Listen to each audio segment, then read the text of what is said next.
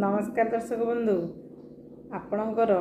निजर लोक बा आपणार लोक सामना रे जदि अपमान मिलुची सही समय रे आपणकर से निजर लोकटी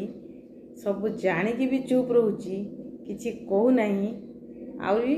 मूर्खी हसा मारुची मोर किंतु किछि कहू नहीं ताले जानि जीव जे आपणक पई अपमानर कविता जे रचना करथिले तार लेखक होउचंती से निजे